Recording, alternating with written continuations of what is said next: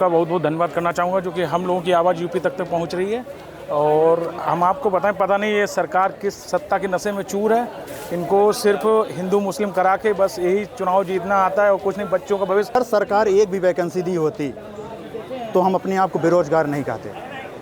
हमारी कमी होती कि हम नहीं हो पाए, लेकिन सरकार जब 17 बैच से बीटीसी किए हैं, आज तक कोई वैकेंसी नहीं आई है। शिक्षा मंत्री जी संदीप सिंह जी जो आए हैं, वो अनुपात समानुपात का ऐसा गणित पढ़ के आए हैं। विदेशों में लगता है कोई दूसरी टेक्निक होती है, बच्चे बढ़ाने के बजाय वो घटाने में लगे हैं और टीचर शिक्षा मित्र को मिला के जोड़ते हैं, जो कि बहुत निंदनीय कार्य है। कुछ दिन पहले एक शिक्षकों के लिए एक वैकेंसी की खबर अखबारों में प्रकाशित हुई और कुछ देर ही बाद प्रदेश सरकार के एक मंत्री ने उसको ट्वीट किया और कुछ देर बाद उस ट्वीट को डिलीट कर दिया।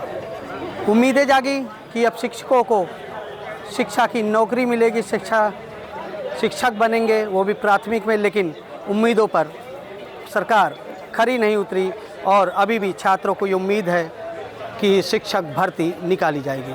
आज छात्रों ने महापंचायत बुलाई है और ये महापंचायत का बल्कि बेरोजगार डीएलएड अभ्यर्थियों ने बुलाया है और शिक्षा सेवा चयन आयोग यानी एलनगंज के सामने इन लोगों ने महाप्रदर्शन बुलाया है। वहाँ पे पूरे प्रदेश भर के छात्र छात्राएं जुटे हैं। जो ये प्रयागराज का एलनगंज है, ये शामिल हुए हैं।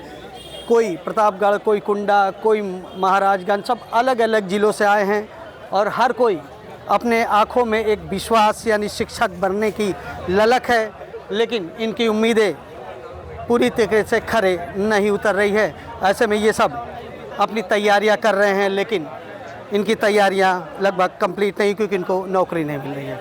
कहाँ से आए हैं आप? सर सुल्तानपुर से आए हम। क्या मजबूरियां हैं? सर मजबूरी को पूछो नहीं, पिताजी किसान हैं। सर 2017 में हम आर्मी की वैकेंसी खुली होती थी, आर्मी की वैकेंसी देखने गए थे। उस समय हम मेडिकल अनफिट हो गए थे क्योंकि हमारी लिटिल फिंगर कटी हुई है। हम उस समय वहाँ से चले आए तो घर वाले बोले कि आप बीटीसी कर लो, आप टीचर बन जाओगे।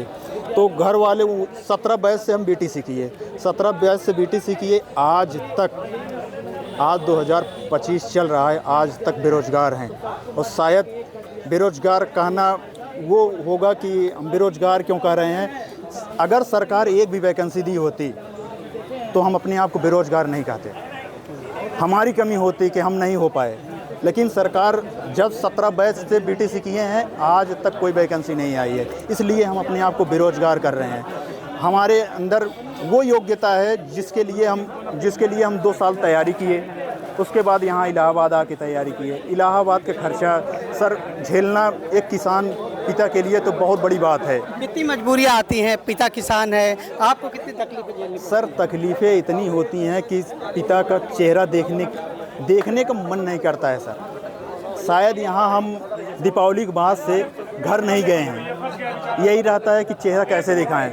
सामने पिताजी पढ़ते हैं, सामने देखते हैं तो और उदास हो जाते हैं कि बच्चा अभी तक पढ़ रहा है। सब अब दबाव अलग से रहता है शादी विवाह के लिए, और उसके बाद घर की और जिम्मेदारियां। अगर भगवान की कृपा है कि पिताजी को कोई बीमारी नहीं है, अगर कोई बीमारी हो जाएगी तो ये बेरोजगार परिवार क्या करेगा।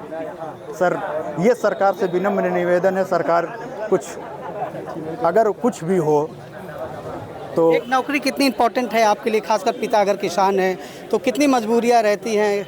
सर जिस दिन हम पैदा होते हैं, जिस दिन से पैदा हुए हैं, शायद पिता का सबसे बड़ी ये ख्वाहिश यही रहती है कि बेटा रोज़गार पा जाए।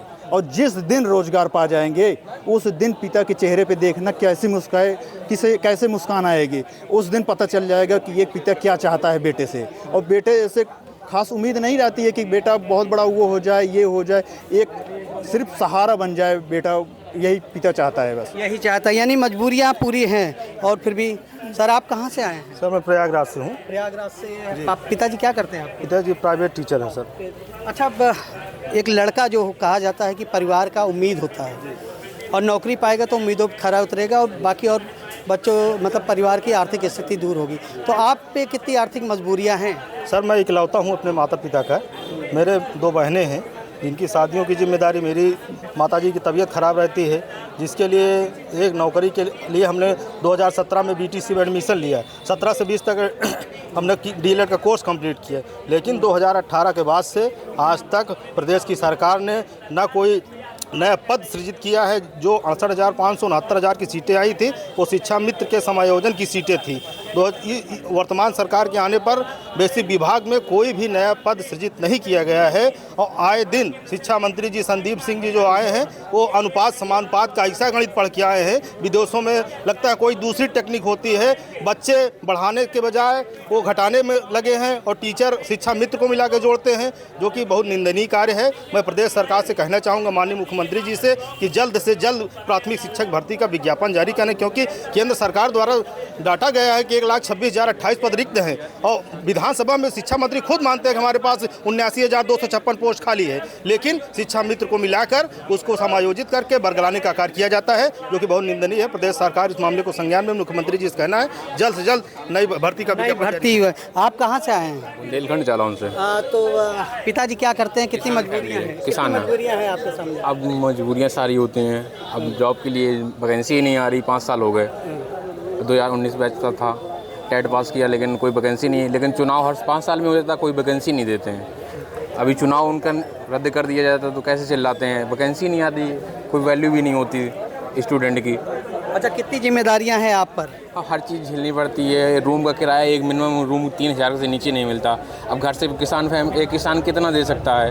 3,000 रुपये लाना, उसे खाना पीना हर चीज़ एडजस्ट करना पड़ता है। लेकिन अब होता है, करना पड़ता है, लेकिन सरकार उसको नहीं समझेगी क्योंकि उनकी फैमिली बढ़िया VIP AC रूम पे रहती है। लेकिन आप घर वगैरह जाते हैं? जाते हैं, कभी कभार तो जाना ही पड़ता है, फैमिली है तो क्यों नहीं जाएंगे। तो घर के सामने क्या जवाब अब देता है? नीचे रहता है चेहरा, क्या करेंगे? जॉब भी नहीं मिल रही है, जॉब क्यों ना, कैसे जाएंगे? उम्मीद पे नहीं उतरना? नहीं, बहुत उम्मीदें रहती हैं, लेकिन कितनी उम्मीदें अब आपकी?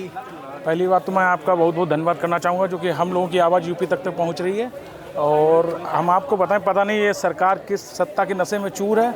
इनको सिर्फ हिंदू मुस्लिम करा के बस यही चुनाव जीतना आता है और कुछ नहीं। बच्चों का भविष्य आप देख लीजिए, यहाँ से सैकड़ों बेरोजगार बेचारे बच्चे हैं।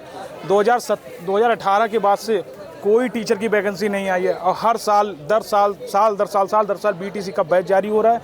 और बस इतना ही है कि मतलब इनको सिर्फ कुछ नहीं करना है। बस अभी हमारे जो शिक्षा मंत्री जो हैं संदीप जी, उनको एक संशोधन जो वर्ड होता है वो बोलना नहीं आता है। अब आप समझिए कि किस हिसाब का हम लोग अगर सामने डिबेट करा दिए तो उनका मुंह जो होगा वो लाख हो जाएगा। अच्छा, जब भी कोई नौकरी करने जाता है शहर, बड़ी मजबूरियाँ होती हैं। आप कितनी जिम्मेदारियाँ हैं, कितने मजबूर हैं? अब जिम्मेदारी मैं आपको बताऊँ, मेरे फादर सन 2017 में एक्सपायर हो गए थे। उसके बाद मैं यहाँ चला आया था। मैंने सोचा था कि मैं यहाँ आके कुछ जल्द से जल्द मतलब टीचर की वैकेंसी आने के बाद तुरंत मैं जॉब ले लूँगा। टेट दिया, सीटेट 3 बार दे चुके हैं, पर लेकिन उससे कोई नहीं, सरकार के कान में कोई जू ही नहीं रेंग रहा है। ये सब करने पे उतराएंगे तो ये सब हम लोग अपराधी जाहिर करते हैं कि ये अपराधी हैं, ये करेंगे वो करेंगे।